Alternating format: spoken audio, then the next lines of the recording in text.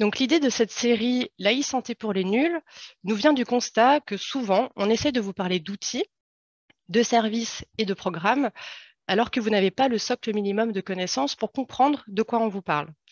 Et quand je vois le nombre d'inscrits aujourd'hui, je réalise qu'il y avait un réel besoin. Donc aujourd'hui, c'est le premier épisode de l'e-santé pour les nuls qui s'appelle donc Première consultation. En 15 minutes de présentation, vous allez comprendre les notions de base de l'e-santé. 15 minutes, ça passe vite, on n'aura pas le temps de tout voir et c'est pour ça qu'on vous propose 4 autres webinaires pour aborder plus en détail les sujets qu'on va voir aujourd'hui. Voilà dans les grandes lignes ce qu'on va aborder donc aujourd'hui. L'e-santé au cœur d'une stratégie nationale. L'e-santé dans votre quotidien de professionnels de santé et d'acteurs de santé. On va parler là d'exemples concrets. Et ensuite, l'e-santé à La Réunion avec quelques indicateurs d'usage. Donc aujourd'hui, je vous donne les clés pour comprendre ce que le numérique change dans votre quotidien. Tout d'abord, je vais me présenter. Moi, je suis Alice, je suis chef de projet e-santé au pôle déploiement du GCS TESIS à La Réunion. Et ça fait 1 an et demi que j'accompagne les professionnels de santé dans la prise en main du numérique à distance ou en présentiel. TESIS se développe depuis une vingtaine d'années à La Réunion et on est le cœur de l'e-santé sur le territoire. On est en lien direct avec les établissements et associations sanitaires et médico-sociaux, les soignants et les acteurs de santé et l'ARS de La Réunion. Plus précisément, on est une organisation à but non lucratif, détenue et gouvernée par les acteurs de santé. On est un appui pour co-construire les projets numériques dans le domaine de la santé. On est une aide à la mise en place de la stratégie nationale dans le numérique en santé sur le territoire, avec les grands axes décidés par l'ARS qui finance d'ailleurs nos projets. On est le grade Océan Indien, groupement régional d'appui au développement de l'e-santé. Il en existe un par région rattaché à chaque ARS.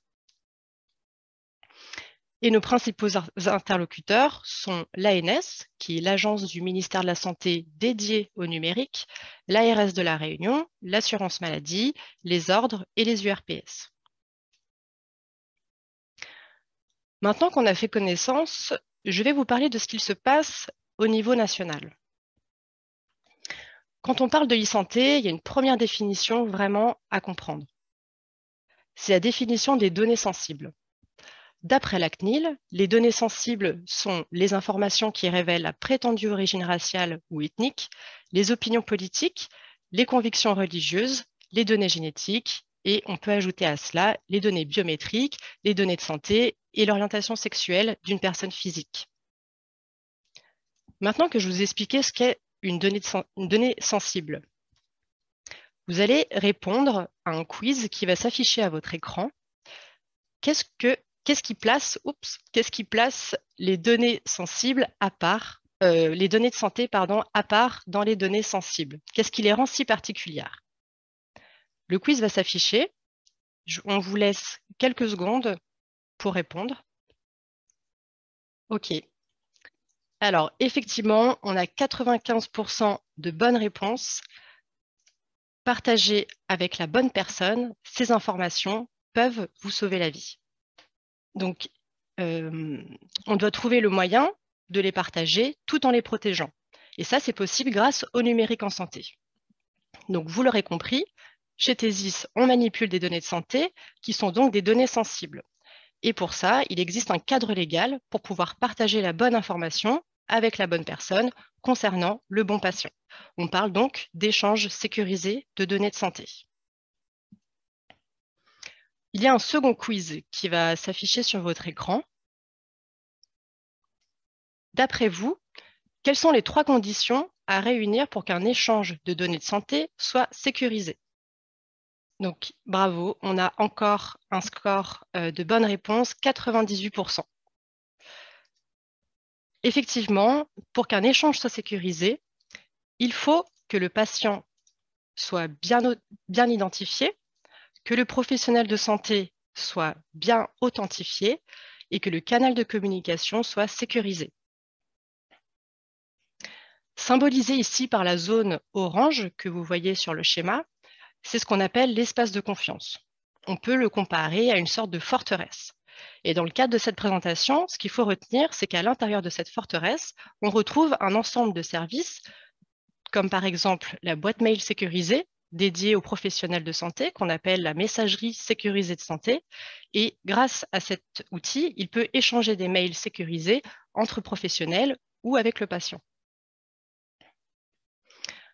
Dans cet espace de confiance, cette forteresse, donc, c'est vraiment dédié aux échanges de données de santé. C'est-à-dire que ni les banques, ni les assurances, et encore moins votre voisine, peuvent accéder à ces données, puisqu'elles sont protégées par l'espace de confiance, donc réservé aux professionnels. Et pour mettre tout ça en place, il existe une stratégie nationale. Vous connaissez peut-être d'ailleurs le projet d'envergure nationale qui a vu le jour en 2018 et qui s'appelle le plan Ma Santé 2022. Déployée à toute vitesse sur toute la France, cette feuille de route vise à répondre à la question du partage et de la protection des données de santé entre professionnels et avec le patient selon les 3 grands axes qu'on vient d'évoquer. On va d'ailleurs repartir de ces grands axes et les illustrer avec des exemples concrets. On va commencer avec une situation que vous avez peut-être déjà rencontrée et qui peut faire penser à la devinette des 7 différences. En voulant consulter le dossier d'un patient, vous découvrez plusieurs identités similaires sans savoir laquelle choisir et vous vous rendez compte que certaines informations sont manquantes d'un dossier à l'autre, voire peut-être même perdues. Donc ici, on prend le cas de Madame Payette, qui est connue sous autant d'identités différentes que de professionnels de santé consultés. Au-delà de ces différentes identités, se pose la problématique de tous les antécédents médicaux de Madame Payette, difficiles à retrouver parce que les informations ne sont pas rassemblées au même endroit et ça peut porter atteinte à sa bonne prise en charge. Donc pour répondre à cette question, à cette problématique, l'INS a été mis en place. L'INS, c'est l'identité nationale de santé. Ça a été déployé sur toute la France depuis le 1er janvier 2021 et c'est une obligation réglementaire, c'est-à-dire que toute donnée de santé doit être rattachée à une INS pour être échangée et partagée. Ici, l'INS de Madame Payette, du coup, est composé de son numéro de sécurité sociale et de ses 5 traits d'identité, qui sont son nom de famille de naissance, son ou ses prénoms, son sexe, sa date et son lieu de naissance. Grosso modo, pour pouvoir utiliser l'INS, il faut avoir un logiciel médical INS compatible, c'est-à-dire qu'il pourra aller piocher cette information dans les services raccordés et contrôler l'identité du patient à son admission avec une pièce d'identité comme la carte nationale d'identité, le passeport ou un titre de séjour. Et ça permettra de faire la correspondance entre son identité et son INS. Mais alors la carte vitale dans tout ça? La carte vitale, elle comporte des informations de l'identité, mais ces informations sont considérées comme non fiables. Ce sont souvent des éléments déclarés par le patient lui-même et donc souvent incomplets et parfois la photo d'identité n'est pas de bonne qualité. Vous allez avoir un 3e quiz qui va apparaître sur votre écran. Pour vous, ProSanté Connect, c'est quoi? Alors, effectivement, ProSanté Connect, c'est bien un moyen simple et sécurisé pour s'authentifier en tant que professionnel de santé. C'est-à-dire qu'en tant que professionnel de santé, pour entrer dans la forteresse dont on parlait tout à l'heure, vous pouvez vous authentifier de façon fiable et rapide via ProSanté Connect à toute une gamme de services contenus dans cette forteresse. Pour ça, à l'aide de votre carte CPS, physique ou en version dématérialisée, sous format d'application mobile, vous accédez au portail d'authentification ProSanté Connect. Une fois authentifié, vous entrez dans la forteresse, qui est donc l'espace de confiance, et vous pouvez donc échanger des données de santé de façon sécurisée avec votre patient ou avec un autre professionnel. Maintenant, on va parler du cas d'un envoi de mail sécurisé entre un acteur de santé et un de ses patients. Puis nous verrons l'exemple d'un envoi de mail sécurisé entre 2 professionnels. Déjà, il est important de comprendre et de savoir qu'un patient ne peut pas initier une conversation avec un professionnel de santé. Seul le professionnel peut initier cette conversation, cet échange, et peut le clôturer. Donc, pour envoyer un mail sécurisé à un patient, vous vous connectez à votre messagerie sécurisée de santé en vous authentifiant via ProSanté Connect. Le patient, lui, peut consulter votre mail sécurisé en se connectant au service Mon Espace Santé. Vous pouvez utiliser aussi cette boîte mail sécurisée pour communiquer avec un autre professionnel, quel que soit d'ailleurs son secteur d'activité, qu'il soit dans le médico-social, dans le libéral ou en structure. Et pour accéder à votre mail, ce professionnel doit se connecter à sa boîte mail sécurisée en s'authentifiant via ProSanté Connect. Alors tout ça, ça se passe en ligne et ça se passe dans l'espace de confiance sécurisé et réservé aux échanges de données de santé. Pour en savoir plus sur ces outils, la messagerie sécurisée de santé, ProSanté Connect et l'INS, et savoir comment communiquer dans cet espace de confiance, on vous dit tout dans les prochains webinaires. Là, on n'a plus beaucoup de temps et on a encore quelques petites choses à se dire, donc il faudra revenir. Alors, la réunion dans tout ça. Il faut savoir que Thesis Connect, c'est le cœur de la e-santé à La Réunion. Pour que la stratégie nationale dont on vient de parler puisse répondre à vos besoins, voici ce qui a été mis en place au niveau régional. Aujourd'hui, on compte 17 établissements de santé raccordés à Thesis Connect. Compte rendu d'hospitalisation, compte rendu de RCP, lettre de liaison, observation. Quand un de ces documents est émis par l'un de ces établissements raccordés à Connect, le service l'achemine immédiatement aux professionnels de santé destinataires, soit via les services régionaux de coordination de soins, soit à travers la messagerie sécurisée de santé dont on a parlé. Il est possible aussi de le recevoir par courrier postal et aussi les documents sont automatiquement envoyés, ils alimentent automatiquement l'espace santé en ligne du patient quand bien sûr il est activé. Donc, on vient de voir qu'il y a un certain nombre d'établissements raccordés à Connect. Je vais vous présenter quelques chiffres pour mettre en lumière ce qui se passe du coup aujourd'hui à La Réunion. En 2021, on compte 95 000 comptes rendus médicaux envoyés par mail sécurisé via Thesis Connect.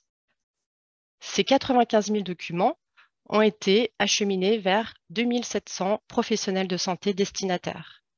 Et les principales structures émettrices de ces documents, envoyés par mail sécurisé, sont le CHU, le CHOR et les cabinets d'imagerie de Savannah.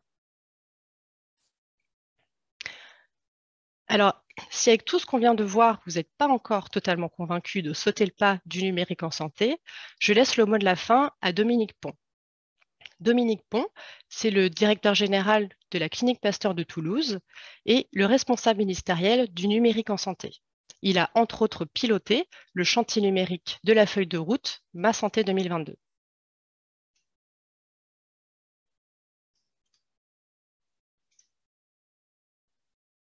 Ce que je dirais aux professionnels de santé, c'est qu'on est face à un choix de société. Soit on continue de se la jouer comme aujourd'hui, en avançant en ordre dispersé, en étant incapable collectivement de se mobiliser pour un projet national commun. Et à ce moment-là, si on continue dans cette direction, on finira chez Google, on finira chez Facebook, et on ne sera plus maître de notre système de santé parce qu'on ne sera plus maître du numérique qui soutient en fait le système de santé. Soit humblement, collectivement, pour une fois en France, de façon optimiste, vous professionnels de santé, associations de patients, citoyens français, pouvoir public, on se met ensemble et petit à petit, humblement, pas à pas, on construit notre souveraineté numérique avec notre cadre de valeur. On sera peut-être moins fort que Google sur l'intelligence artificielle, mais qu'est-ce qu'on s'en fout? Au fond, construisons dans notre cadre de valeur nos propres plateformes numériques citoyennes. Et vous, professionnels de santé, vous, citoyens français, vous, pouvoir public, c'est ça l'enjeu, le vrai enjeu. Donc pour une fois, mobilisons-nous pour faire ça ensemble.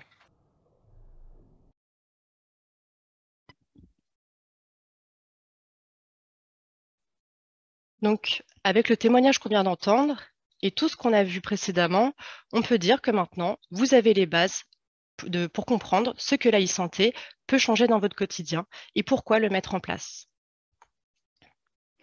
Les données sensibles, vous savez que parmi les données sensibles, on retrouve les données de santé qui doivent être partagées à la bonne personne et qui peuvent vous sauver la vie.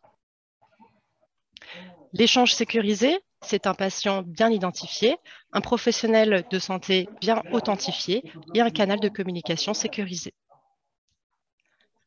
Mon espace santé, c'est l'espace numérique en ligne à la main du citoyen français.